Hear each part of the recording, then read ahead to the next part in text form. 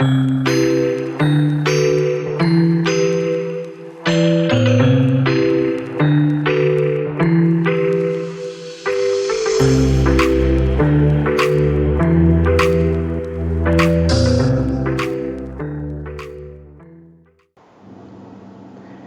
y'all, this is Marley K. Hope everybody is doing well. This is take two of my global biometric digital ID digital wallet beast system update. So, without further ado, I'm going to hop into it. This story came out on February the 11th, 2025. This is an American focused story, so I need y'all to pay attention to it.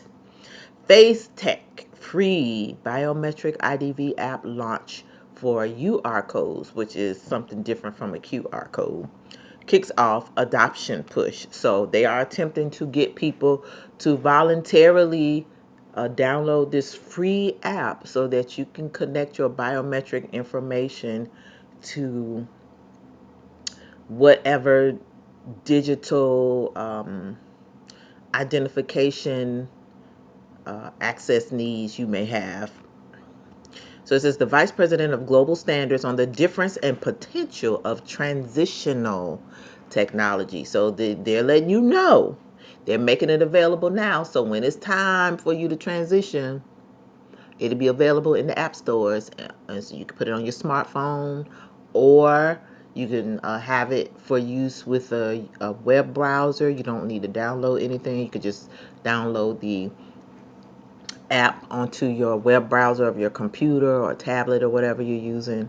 But they're transitioning without the knowledge of most people. So again, when we talk about 2025, they want this take up to happen this year. A lot of stuff is happening in 2025. You look at the quick demolition or destruction of the federal government, them going into all of the entities where the most money is spent: Pentagon, USA, State Department, Department of Education, Health and Human Services, OMB,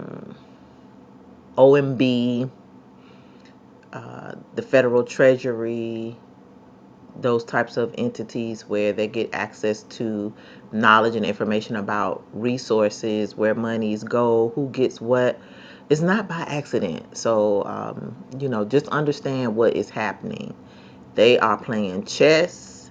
They're doing it openly and overtly. And the fact that they got all the tech kings in on it, and they got all these people who don't have any knowledge of how the government works, going in and freezing accounts and looking at, different things so that they can figure out how they're going to transition this system quickly.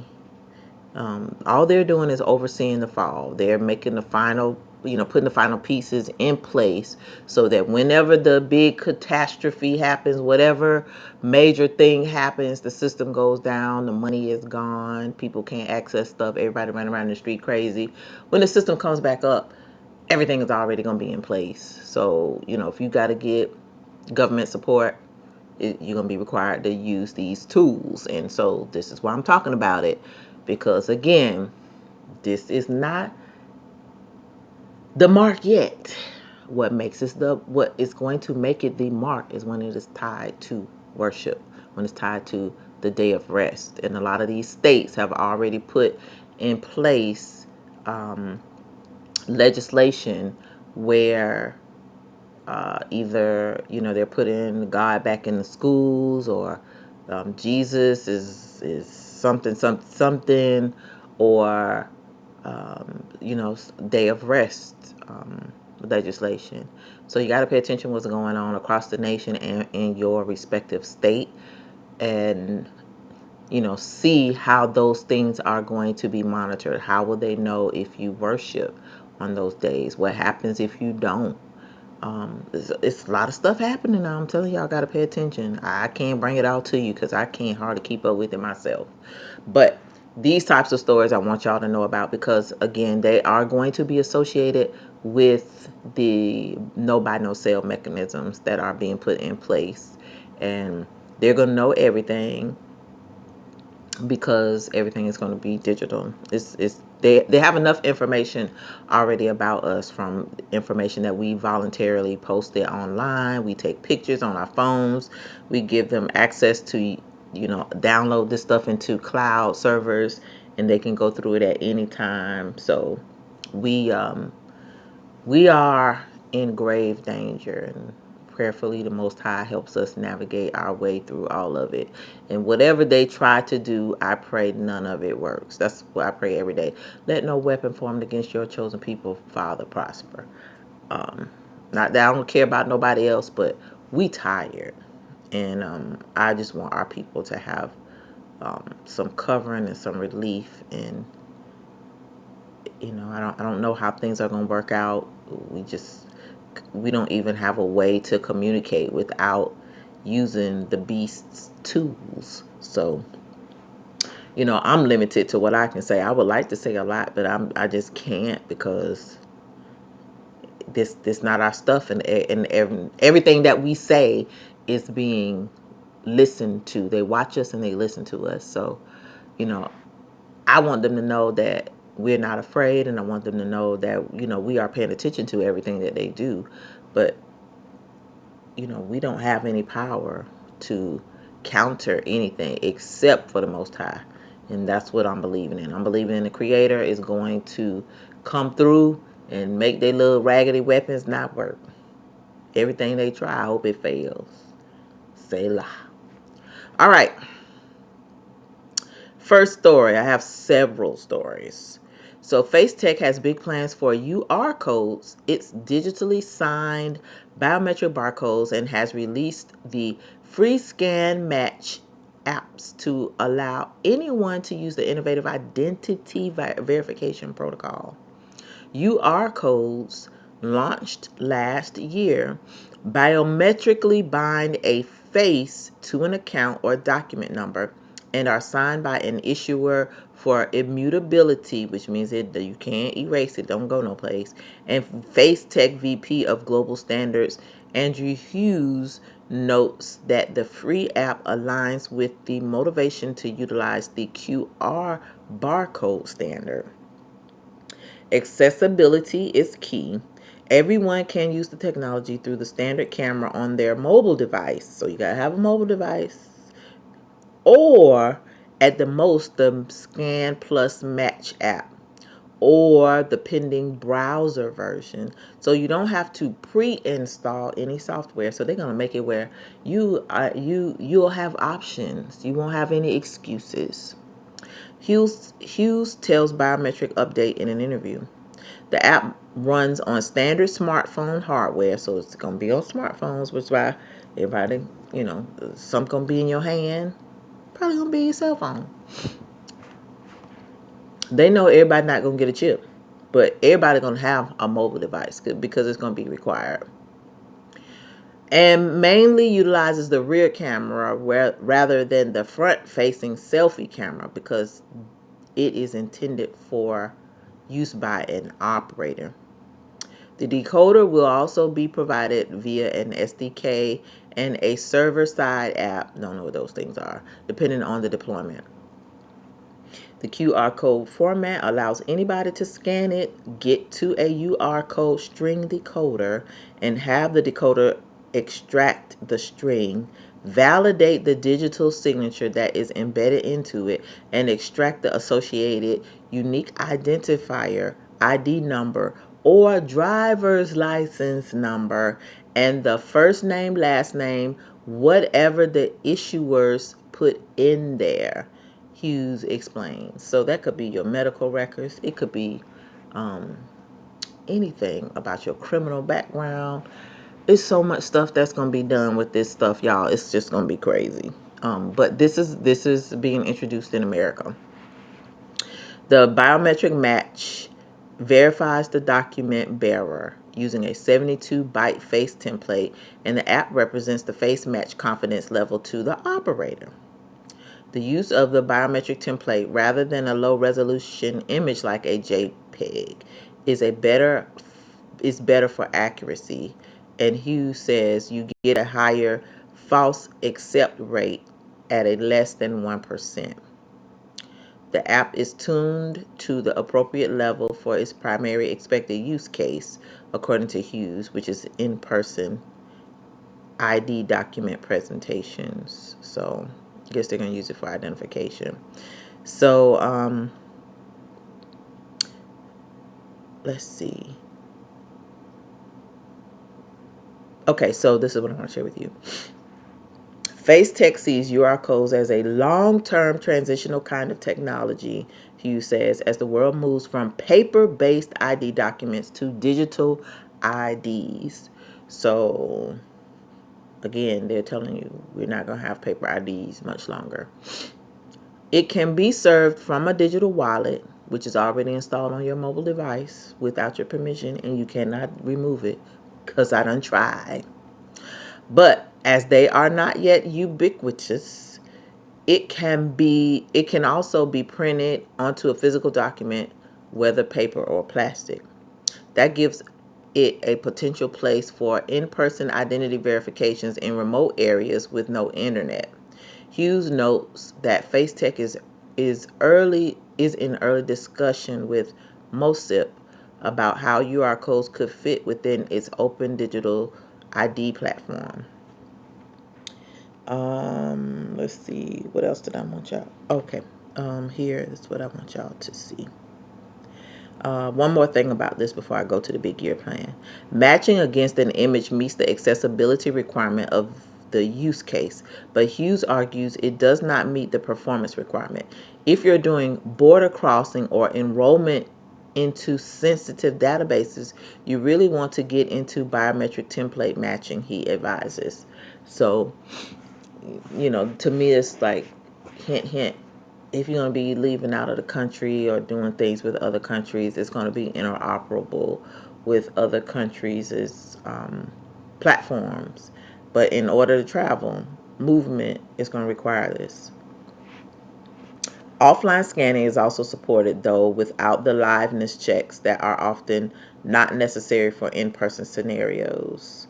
Another example of potential use case for QR codes in the Scan Match app mentioned by Hughes is in-person to person car sales to prove rightful ownership of the seller. Y'all, they got it all thought out. So anytime you buy something that can move you, they're going to make you verify that transaction. Big year plan. An issuer of QR codes requires the encoding software and the public keys used to decrypt them are registered in a database held by FaceTech. So somebody gonna be holding your stuff, not you. This protects against fraud. We know how all this is gonna go.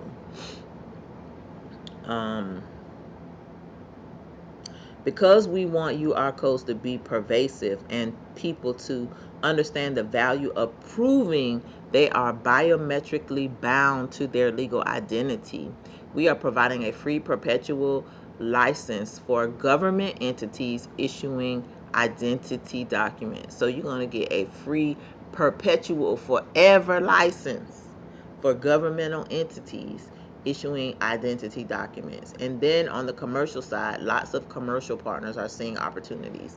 So these people are going to be making lifetime money. You're going to be paying for this stuff, whether you want to or not.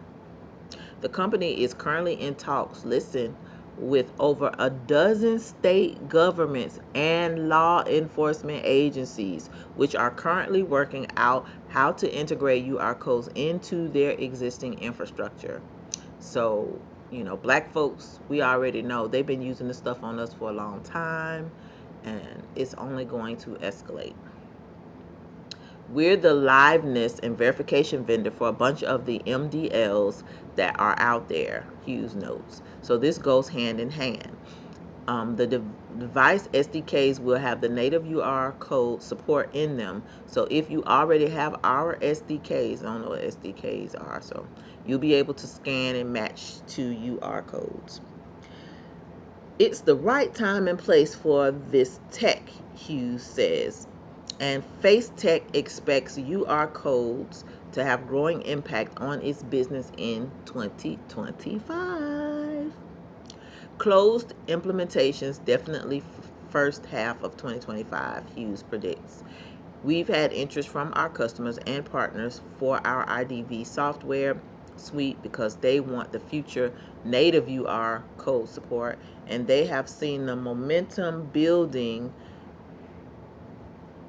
Remember, UR codes are free and as open source as we can make them, so we have a lot of interest in the protocol. Face Tech will be educating attendees about UR codes as a prominent participant at Identity Week America and Europe. We're very bullish on what UR codes can do for the global digital identity space, Hughes declares. So that's the American story that I want to share with you. Now I'm getting ready to share with you all the other stuff that's going on around the world, because I told y'all this is a global update. So I'm not going to read all the stories to completion, but I will put links to every story in the description so you can go back and read them for yourself. This is from Pro Pakistani. Islamabad makes biometric verification mandatory for stamp papers. The Islamabad Capital Territory Administration has introduced biometric verification as a mandatory step for issuing stamp papers, aiming to eliminate fraud and ensure secure transactions. So, I don't know how much of an issue fraud is. That everybody always talking about fraud. Like, I know there is some issues, but they created a problem because we didn't even have none of this problem before they forced us to go digital. Again, when I kept my stuff in my house, in my pocketbook, and my little stuff, I didn't have no issue. I told y'all the 1 or 2 times my stuff got lost. Nobody got no time for this stuff. And my identity has been stolen more since it's been digital than ever when I had a little piece of paper I could just keep in my house. You can't walk by and scan no piece of paper deep down in your pocketbook with all the receipts and bubble gum and change and stuff. I'm sorry. Just don't make no sense. But anyway, an ICT administration spokesperson stated that the stamped papers without biometric authentication will no longer be valid. The new system incorporates a biometric slip with each document to streamline verification and enhance security. To enforce the rule, stamp vendors must comply with the biometric verification process. Vendors failing to follow the guidelines will be barred from issuing stamp papers. So when they talk about stamp papers, I guess they're talking about like legal documents that require like an official stamp. Islamabad Deputy Commissioner Irfan Nawaz Memon emphasized that this step is crucial in eradicating counterfeit stamp papers from the system. The decision comes in response to widespread fraud linked to fake stamp papers, which previously caused legal and financial difficulties for citizens. Several cases of forgery have been reported, highlighting the need for stricter oversight. With biometric verification in place individuals can complete official transactions with greater confidence, knowing their documents are authentic and protected from fraud. This initiative is expected to bring transparency and reliability to the stamp paper issuance process in Islamabad. Okay, so that's Islamabad. The next story is from Voices of America in Africa. AI-driven biometric fraud surges in Africa, fueling financial crimes. Now, this is funny because y'all know us people gonna find a way to get around every system that they put in place. So that's what I'm waiting on. How people gonna buy their crack with digital wallets? They're gonna find a way to get. They're gonna find a way. How people gonna commit them crimes that they commit that you can commit now with paper money? I don't know, but they're gonna find a way. That's what this story is about. So a new report says the emergence of cheap artificial intelligence tools is leading to a wave of biometric fraud in Africa. The report says fraudsters are using AI to create fake documents, voices, and images that facilitate identity theft and financial crimes. Look at God. In July 2024, Japhet Dubi, a Kenyan journalist, lost his phone and could not trace it. He replaced the SIM card, bought a new phone, and went on with his life. 4 days later, while on a lunch break, he received a text alerting him that he had sent money to a certain number. Now I'm using a new phone. When I saw money was sent to a certain number, I was surprised because I have my phone here. I called Safaricom to inquire. How come some money is sent to a certain number without my authorization? It's when they told me, are you sure you are not the one who has withdrawn? Because we see a transaction has been carried out and sent to this number, and we can see you have used your fingerprints to withdraw the money, he said. The fraudsters even took out a loan that took him months to pay off. Oh no. Now see, now ain't nobody gonna want to be using this stuff. Authorities never made an arrest even though his phone was recovered. So uh, Nudby was a victim of biometric fraud, a type of criminal activity where someone copies another person's unique characteristics like their voice or fingerprints to impersonate them and gain access to their devices or financial accounts. Smile ID is a US-based company with offices in Kenya that develops software to protect people's privacy. A report it released last month says cases of document forgery and deep fakes are on the rise across Africa, as are simpler phishing attempts, all in an effort to steal money from innocent victims. So now how is this safer again? And they forcing us into this, and so you might as well accept the fact that you are going to be a victim of something because they're forcing you into it. And as you can see, AI is a co-conspirator in it all. Stolen data is then exploited to create fraudulent bank accounts to be used for money laundering operations. Have mercy. Okay. All right. So the next story is about Zimbabwe. No, don't want nothing from you. Okay, this is from the Star. Article came out February 14th, 2025. So it says Zimbabwe gears up for 2025 tobacco season and introduces biometric system. Now pay attention to this story because it is talking about how tobacco farmers are going to have to use this. So this is pretty scary, but it also is demonstrating how every aspect of life is going to be involving these systems. So there's not going to be a way for you to buy or sell without being involved in this system, which is why I'm sharing it with you, because I want y'all to think about this stuff. So it says Zimbabwe, Africa's largest tobacco grower, is gearing up for this year's marketing season, set to open in early March. Tobacco auction floors will be open on March the 5th, followed by contract sales the next day. According to the Tobacco Industry and Marketing Board, TIMB, the industry's regulatory body. Chelasani Sarwi, public affairs officer for the TIMB, told Xinhua on Thursday that a biometric grower management system will be implemented this season to ensure only legitimate farmers participate in the market to prevent side marketing. What in the world? The new system introduces biometric data capture, linking each farmer's unique grower number to their fingerprints, as well as GPS coordinates of their households and farms. OMG, OMG. So they're going to know everything about you. They're going to have your fingerprint and know where you live. They're going to have your house and your farm address. Okay, so again, these are pilots in poor countries. You know where they're gonna end up? They're gonna end up with us, and so we need to be ready. She added that information gathering exercise will be conducted at designated key selling points. Tobacco grown mainly by small scale farmers is Zimbabwe's largest agricultural export and one of the country's top foreign currency earners.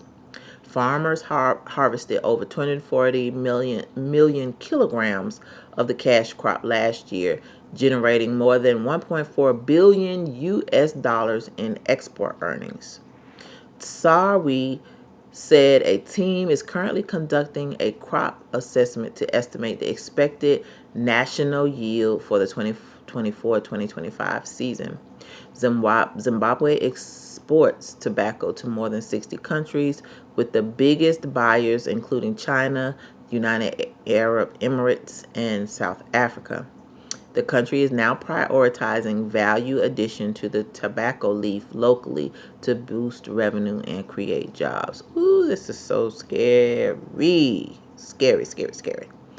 All right. So the next story is from Phone World, and it's about Pakistan. So PTA to expand biometric verification with facial recognition and iris technology. This story came out on February the 12th, 2025. So it says PTA to expand biometric verification and blah, blah, blah. I already read that. So to discuss the implementation mechanism, financial implications, and industry impact, PTA has scheduled a consultation meeting on February 13, 2025 at 11 a.m. at its headquarters in Islamabad. Stakeholders, including representatives from cellular mobile operators, the Ministry of IT and Telecom, and NADRA, have been invited to participate in the discussions. Nominations for attendees were requested to be submitted by February 12, 2025. And so this is a notice from the Pakistan Telecommunications Authority. That's what PTA is. And this from the government of Pakistan. So the subject is, this is a, I guess, official announcement. Enhancement of biometric verification, facial recognition, and iris. So it's as per National Registration and Biometric Policy Framework, biometric definition is going to be enhanced from fingerprint to facial recognition and iris. In the context, authority has decided to identify the point of contact from the CMOs and MOIT and T, MOI, MOIT and T, and NADRA to facilitate further discussions on NADRA's proposal to expand the biometric verification system by incorporating facial recognition and iris scanning technology. So it says where there is a need, why there is a need to expand biometric verification in Pakistan. Pakistan has relied on biometric verification for several years, primarily using fingerprint authentication for SIM card registrations for your phone. Financial transactions, can't do no business without it. Financial transactions like banking and money transfers, and national identity verification through NADRA, which is the National Database and Registration Authority. However, the need for more advanced and foolproof identification methods has become evident with growing security threats, identity fraud, and cyber risk. Facial recognition and iris scanning offer higher accuracy, security, and ease of use compared to traditional fingerprint verifications. Globally, many countries have adopted multi-factor biometric authentication to enhance security in banking, telecommunications, so they're going to control your money, they're going to control your phone, and control your access to government services. Pakistan's move aligns with international best practices in biometric authentication. Future impact of facial and iris recognition. So the adoption of facial recognition and iris scanning for biometric verification in Pakistan will bring significant advancements in security, digital transactions, and identity management. By enhancing the accuracy, reliability of biometric authentication, this technology will also help prevent identity fraud, SIM, which is phone related scams, and unauthorized access to sensitive services. Unlike fingerprint based systems, which can sometimes fail due to wear and tear on fingers, facial and iris recognition offers a more robust and foolproof alternative. So, anywho, I just scary stuff. Okay, my next story is about Cambodia. Even scarier. This story came out February 12th, 2025. And notice these stories are all like coming out on the same day, around the same time, because everybody is on this expedited plan to get these things in position, get them ready for this rollout. There's a big agenda 2025, 2026, and a lot of things are slated to happen. And I'm talking about them because our country is so behind the power curve. We don't even know what's going on around the world. So this story is from Cambodia. ID Poor program alleviates poverty as system continues digitalization. The United Nations Development Program, all you need to know, I could start reading now, ain't it? Anywho, has provided additional ICT equipment for Cambodia's ID Poor program. It's such a dehumanizing name for a program. The equipment includes 546 tablets, software, and hardware for the ID Poor platform to improve access to social protection for the country's most vulnerable residents, according to the United Nations Development Program. It's UNDP. The technology will be used to improve the accuracy and accessibility of data collection, the ease of handling information, and ensure data can be collected quickly and accurately. Notice they keep on talking about collecting that information. The ID Poor program identifies households living below the poverty line and provides them with social assistance such as cash transfers, healthcare, and targeted services. So, you need this in order to get government assistance and money. Following the COVID-19 pandemic, an initial batch of 1,700 tablets was dispatched by the UN Development Program to accelerate registration of the on-demand ID Poor, which enabled provincial departments of planning and Cambodia's communes, which are town or city subdivisions, to register new households for receiving cash assistance. So see how they tie these things to money. So this is how they're going to ensnare poor people. ID Poor has evolved into a fully digitized on-demand poverty identification system. They can identify you. They can do something to you. Just saying. Since it was established in 2007. In a GIZ report, the authors note that while ID Poor was not designed with the aim of being a comprehensive social protection system, the universal basic income, its regular identification rounds and steadily growing digital capacities have helped lay the groundwork for a full-fledged social registry and digital interoperable social protection system for Cambodia. And again, these things are being rolled out in poor countries where there are lots of people giving them lots of American money, and it is going to be rolled out here last. This has come about, for example, via digital solutions that link the cash transfer delivery system with ID Poor database of households holding equity cards, which are cards given out to households identified as poor. So it's the equivalent of an EBT card. Over the years, equity cards have enabled a significant portion of the Cambodian population to receive life-changing funds that come from the UN, that come from us. Okay. All right. So the next story is about Ethiopia. Ethiopia and UNICEF look to scale up birth registration, FADA ID adoption.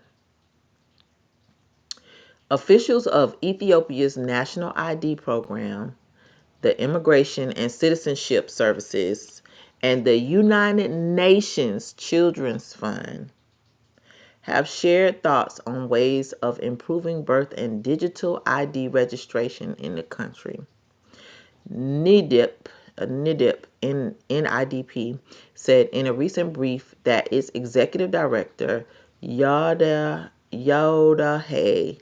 Zimichael, UNICEF's chief information officer and director of the Information and Communications Technology Division, Khan Sittenturk, the agency's deputy regional director, Jeremy Hopkins. Why all these people sound like they ain't African? They ain't Ethiopian. They is pilgrims. And representatives of the ICS had a discussion on innovative ways to scale up birth registration and national identification systems. So when you have a baby, your baby gonna have a digital ID. Why your baby need an ID? Why your baby need to be digitized? Y'all know why. From cradle to grave, they're gonna want to follow you. During the discussion, the partners agreed on the need to give a stronger push to ongoing birth registration efforts in the country so as to ensure that all children in Ethiopia, along with their families, can access essential services like healthcare, education, and social protection. Same spiel from the other country. Recognizing birth registration as the foundation of legal identity and a path that leads to opportunity, protection, and inclusion, the UN agency of officials said they remain available to supporting Ethiopia in making progress in that activity, ensuring that every child has the right to identity and the tools they need to succeed in life. So this meeting months after the UN Refugee Agency expressed concerns over what is described as the slow pace of birth registration in the country, saying in an operational update in October that the situation was not advancing FADA digital ID registration efforts. Because nobody don't want that shit. Excuse my French. People all over the world is like, why y'all wants to know about my children? Why y'all need to know? Like, it just don't even make no sense. I just pray the Most High just get us out of this. So it says UNICEF signed a memorandum of understanding with NIDP in October 2023 to accompany enrollment to accompany ID enrollment efforts in the country with a focus on birth registration. So you see the UN is behind all of this stuff. Now check this out. Efforts in line with Ethiopia Digital ID for Inclusion and Services project. Measures being taken by NIDP as well as its partners from government and international development community to improve birth registration and national ID coverage align with the government's digital transformation agenda. So every nation got a digital transformation agenda, and y'all need to understand that, which is why all this stuff is happening here in America, because they got to transform stuff. Headlined by the Ethiopia Digital ID for Inclusion and Services project.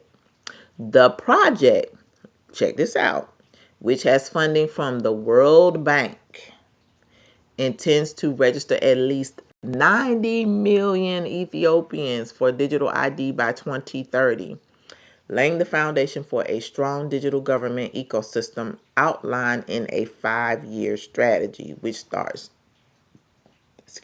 this year. Already, the 12-digit FADA digital ID has been issued to more than 12.2 million individuals as the ID is increasingly being required for access to a wide array of services from government and the private sector. So you're going to be forced into it, which is why people are adopting it. If they could access whatever they could access without having it, then they would. But again, this is why you need to be thinking about these things, because when you're going to be forced to have it, like, this isn't necessarily the bad piece, but when you have to make that choice, are you going to be able to do it? And do you want to go into it anyway because you already know what's coming? So that's the other piece that's kind of scary. So it says more public acceptance needed for FADA digital ID. As part of the push, NIDP for stronger adoption and public acceptance of the digital ID, which is essential for access to several important services, a public forum aimed at further popularizing it was held at the close of last month. The forum, dubbed FADA for Ethiopia, was organized by an Ethiopian news agency. So see how the news be in on stuff? This is how you know who controlled it, and served as an opportunity for stakeholders to discuss the role of the biometric ID in accelerating Ethiopia's digital transformation and economic growth. Speaking at the event was NIDP Deputy Director Yahel Yitzbarek. That sounds like a Khazar. Said the ID is meant to enable citizens enjoy is meant to enable citizens enjoy their full rights and contribute to the growth of the economy. So, see how everything tied to money? They make sure to tell you it's tied to money, some benefits, some services, something. You got to do this in order to get something. The event, which was attended by representatives from 25 government and private sector entities, emphasized how the FADA ID can promote transparency and efficiency in the delivery of public services across various sectors. They always going to tie it to something that you're going to need. You better believe that. So I only got two more stories to go. That's the last one. This is the last one. Sorry. So the last story I got from Biometric Update is it came out on February 12th, 2025. It's about St. Kitts and Nevis chooses Cybernetica as strategic advisor for digital ID system. So U.S. territories, black places are getting these digital IDs. So you think you're going to be able to run and go someplace and hide? Nope, you're not. St. Kitts and Nevis has chosen Cybernetica as a strategic advisor as it implements a national digital identity system. Cybernetica is recognized as one of the architects of Estonia and Estonian digital government ecosystem, with the Baltic country considered one of the foremost leaders in digital transformation and digital identity.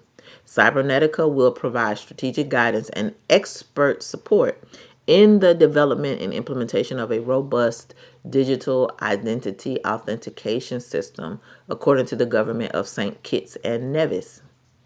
Like other Caribbean countries, St. Kitts and Nevis is prioritizing areas such as digital identity, interoperability, legislative frameworks, data management, and cybersecurity as it looks to build out a broader digital system ecosystem underpinned by the digital identity authentication system. Digital transformation is not merely a goal for us, said Minister of Public Infrastructure and ICT, Conress Maynard. The digital identity authentication system, which is expected to be launched by the end of 2025, will feature an electronic ID card powered by IDEMIA chips that will enable the country's residents to identify themselves digitally and physically. According to an update, the minister delivered the update in Parliament in December. The project has made significant strides over the past 2 years, including prototyping and system development. It is a necessity in shaping the economic and social future of our nation, says Maynard. This initiative is not just about adopting new technologies, It is about reimagining how we deliver services, engage with citizens, and empower our workforce. Cybernetica team is expected to provide government strategy, evaluation, technical documentation assessment, policy and legislation review, and implementation roadmap development. According to Maynard, the initiative will include the involvement of regional expert Roger Hennis from Avant. So, St. Kitts is getting ready to get on. So, it's a lot of stuff going on, y'all. Make sure you sign up for the biometric updates. If you're not gonna sign up for um, info, because stuff comes out every day, all day long, at least check the page regularly. Go back over the news stories that are released, because lots of things are happening across the globe, and you can't just focus on America. This is not an American issue. This is a global issue. These people are getting ready to take over the entire globe, and the nations, the masses of people are being dragged into it by their raccoon ass public officials, chickens and cowards and sellouts who basically um, have given their power over to the beast. They're doing what the system wants them to do. And we are the sacrificial lambs, and we must know what's going on at all times so we are not deceived. So, again, that's why I'm sharing these stories with you. Sorry that this was a long email, but I haven't done a biometric update in a long time, so I kind of want to catch you up on what's going on, and so you can kind of see how everybody is on this 2025 page. And although nothing is being said in America about our 2025 agenda, I've already told y'all what time it is. So you need to be preparing. You need to have your mind right. You need to be figuring out how you are going to stay out of the system as long as you can, until you absolutely have to make the decision and become uncomfortable. But in the meantime, you need to be planning your way out of the system, and you don't have long. Um, you don't have long. As you can see, everybody still got their 2030 agenda. We don't know what's going to happen. We don't know if the Most going to come and deliver us before then, or if we're going to have to go through this stuff. So you need to be positioning yourself to navigate this B system, this no buy, no sale system, because this is what this is. Make no mistake. We are talking about the no buy, no sell system. And there's not a place on the planet you're going to be able to go to escape, especially if you're talking about leaving America. And in order to leave, you got to have some papers. If you're going to have some papers, everything is going to be digital. They're going to monitor your movement. You're going to have a digital ID. You go to a new country, you're probably going to be required to have a digital wallet. You're probably going to be able to have a, you're probably going to be able to, or be forced to have a cell phone, SIM card, biometric information. So, when people are like, I'm leaving, I'm going to do whatever, this gonna come with the territory. So you need to be ready for that, and you need to consider. You might be fine sitting right here. The Most High gonna deliver us from all the four corners of the planet. Then, you know, hey, believe in Him, trust Him, and do what you got to do, because we all gonna have to make a sacrifice, and we're all gonna have to make a choice. We're all going to have to decide whether we're going to be marked or sealed. And if you're going to participate in this system, you're going to be marked with something. So I'm not saying this is the thing that is it, but this is the thing that's going to keep you from participating in the system. The worship, the Sabbath, or worshiping on Sunday is likely going to be the test. So again, be thinking about this stuff, y'all, because it's here. The time is here. We're in 2025, and a lot of these implementations and rollouts are going to be happening this year. So that's why I anticipate our collapse is coming soon, probably within the next month or two. And we're probably going to have a period where we ain't going to have no power. Like, it's going to be catastrophic. But when things come back up, You're going to be forced to get this digital ID, have this digital wallet. Stuff is already going to be set up for you. And they'll give you some money, but they're going to replace what they took from you. But you're going to have to agree to their terms. And so you need to be compromised. You need to be thinking about whether or not you're going to compromise. If you have to compromise, how you'll compromise, or can you survive on the fringes of a society. Um, and thinking about all the people who are not prepared, how they're going to make life difficult for people like you and me and other folks who have been aware and just not trying to play into any of this. So, all right, y'all, this is Marla K. This video been long enough. So please like this video, share, and subscribe to the channel. Hit that bell notification so that you'll be notified when I upload new content. Follow me on Odyssey and Rumble. If you'd like to support the channel, links to my Venmo and my coffee, where you can buy me a coffee, are in the description as well, at the very bottom of the description box.